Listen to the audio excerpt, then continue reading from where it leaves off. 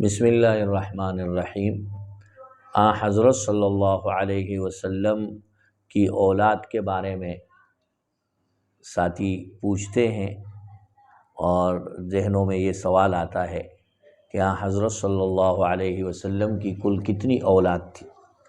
آپ صلی اللہ علیہ وسلم کی کل 8 اولاد تھی، جس میں 4 بیٹے اور 4 بیٹیاں شامل ہیں۔